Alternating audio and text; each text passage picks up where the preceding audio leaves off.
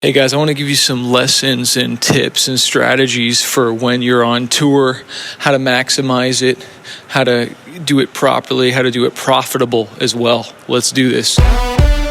I spent the last 14 years playing over 1,000 shows, touring 22 different countries, and become a top 40 Billboard charting artist.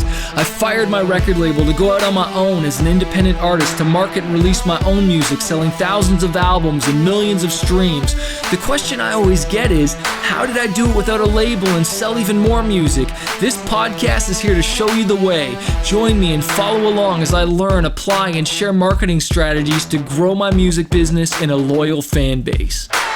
So hey guys, I had the most gnarliest dream last night, and I just was like, felt like I was literally on tour. Like I literally felt like I was, putting the gear back in the van or signing merch or just behind stage. I don't know. I just had like this crazy flashback of this time that I was on tour, and it was good memories, good times, whatever. But it just felt so real. And honestly, I woke up thinking should I be touring again? Because I really have pulled back, and I'm not touring right now, and I don't want to. I do want to be home, but sometimes I do feel like, man, should I still be going out there? And when I wake up and because sometimes your dreams will mess with you, or late at night when you don't got proper sleep, your mind can mess with you, And when I wake up in the morning, I'm like, no, I love being around my daughter, and I know I can have an amazing music career and impact people right from my home. I know the road isn't always glorious, sure, playing the show is awesome. Being in the new cities, hanging out with fans, obviously making money and stuff is great from touring and all that stuff. But I know there's a cost to it. And some of the things that I just personally didn't enjoy all the time was some of the long drives, some of the personalities of, people on the road. They're not always the kind of people I want to hang out with, you know what I mean? And I'm not dissing anything like that. There's just so many different personalities, and I don't always hit it off with people. And for one, a lot of the last tours I did were more in the mainstream bar club scene, and I'm a Christian guy, and there's just a lot of beliefs that just don't line up with mine on that, and so we just see differently. And honestly, let alone in the Christian industry, same thing. There's just a lot of beliefs and a lot of people that were just in that industry, unfortunately, for kind of the wrong reasons, and I'm definitely not dissing anyone or trying to take anyone down or whatever. It's just, it's like that wherever you go, some people are just in a certain place because they're just trying to earn money, and I totally get that, and I understand. But as far as being successful in the touring industry and whatnot, it's amazing how even some headlining bands and just different artists I would see that weren't prepared for the road. And it was kind of like they're not collecting email addresses at the shows. They don't have enough proper merch, either enough designs. They don't got packages, okay? They're not doing radio on the shows or doing press or whatever to maximize while being out there. Some of them are honestly just not looking at it as a business, and they're just partying and trying to sleep with chicks and just literally in it for the party and not for the business. And you can see how the band is sometimes fragmented. And as far as a business tip, the only ship that doesn't sail is a partnership, okay? And honestly, when you're in a band, you're in a partnership, not even just with one person. You're with 3 or 4 people. And honestly, out of the over thousands, I don't know if it's thousands, definitely over 1,000, maybe 2,000 shows. I don't know how many I've done in my lifetime, but I've done a lot. And it was very rare that I saw a band actually working like an well-oiled machine. You know what I mean? Those are very hard to come by. But when I did see it working, it was really powerful. Extremely powerful when everybody was really on the same page with one another and working hard, and everyone knew their roles and their parts. That was a beautiful thing.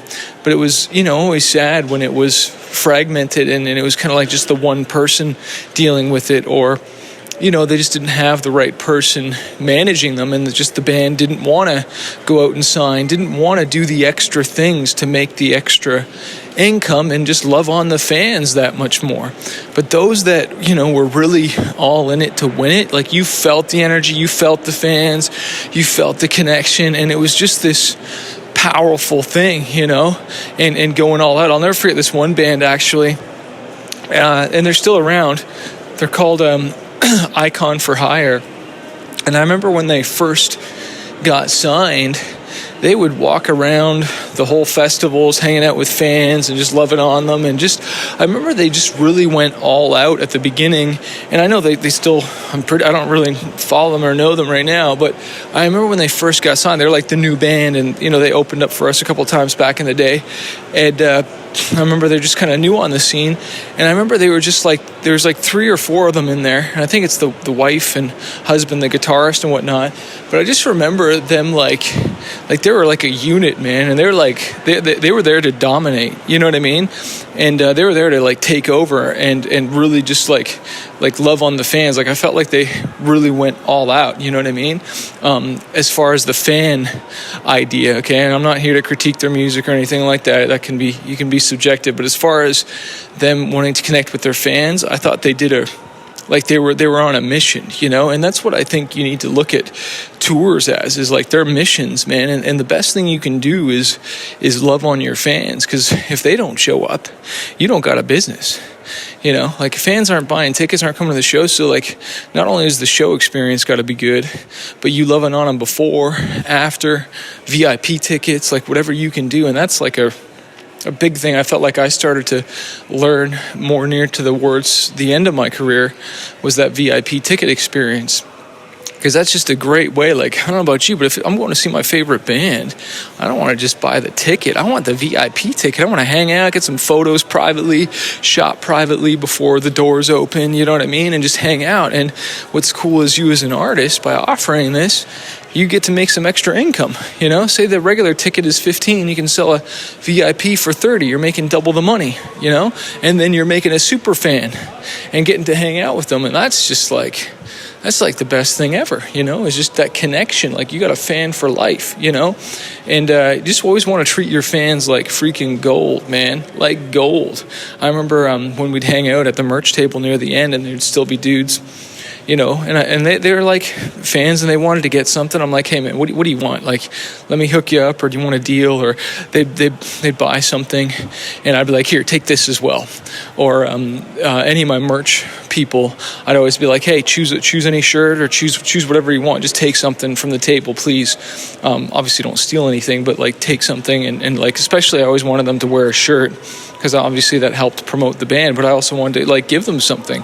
But like, you know, these are people that are volunteering to run my merch table. It's like, I better treat these people with super love, you know what I mean? And I'll tell you this as well, is you want to make sure you have a really good merch person at your table that isn't a shy, timid little rabbit. You want someone that's going to engage people, talk to people, and sell them stuff. You know, it would frustrate me to no end when we'd get somebody that would literally just stand there and people would want to buy stuff, and the guy or girl is just like standing there like a zombie, like just like waiting. And it's like, dude, you're making me lose sales here, you know what I mean? Like, move your butt and engage with these people. See what they want. Oh my gosh, that used to just drive me up the wall. But again, look at touring as a business. Look at it as a, like, sure, it's absolutely fun and good times, and you want to have a good time, and you want to make sure you're celebrating too, you know? Like, I will be honest, there's definitely been tours where I probably could have partied a little bit more, and just like, and I don't mean partied as getting wasted and stuff, but I mean just partied having fun and hanging out a little bit more. And I did that definitely a lot, but at the same time, man, like, I'm glad that I worked really hard and was more focused on the business, because now I have a business. Okay, I didn't just have like a one-off party night in Chicago or Seattle or wherever I was, you know. It was like strategic, and I was building for the long term while I was having fun. And what I like about now is, you know, because when you're going to those cities and stuff, you don't always have a lot of time unless you got a day off, right? And now I can go on trips and stuff, and it is just for vacation. It's not for work, you know. It's funny, my wife used to get kind of not mad at me, but I'd be like, hey, like, just come on out and we'll spend a couple extra days, or we'll do a vacation, but I'll also just do one show just to pay for it, you know what I mean? And she'd be like, no, let's just go just for vacation, you know. And I'm so glad that, you know, I'm in a place where we can do that now, and I hope that you can get to a place where you're doing that. And, you know, you're listening to a guy that's now 40 years old and been in this for a very long time, and, you know, I built something, and I encourage you to build something. And I've built something for a long time here now, and, it definitely doesn't take you as long as I did to get here. You can cut the time way shorter and have success. Heck, we had success when I was 10 years ago when we blew up in Japan and stuff. So it can happen for you. You just got to stay in the game. You got to say, I'm not going to quit. I'm not a quitter, but I'm a fighter, which reminds me that a fighter isn't someone who never fails. A fighter is someone who never quits. I hope to see you and meet you on the next Fanbase University call. If you have not been on that, you need to join. We send you 2 books, my book Fighter and the Music Marketing and Promotions Guide, plus a fighter ring to remind you to never quit on your dreams. All right. Peace. So if you're a struggling artist and you're just trying to figure out this music industry, you want to go full time with your music, you want to get noticed on social media, or learn how to launch an album, an EP, or just get your music more marketed out there, I want to encourage you to check out my coaching program called Fanbase University. Every single month, I jump on the phone 2 times with my students and I coach them and I teach them how to market their music, how to get noticed, how to handle booking agents, record labels, and just get their music out there.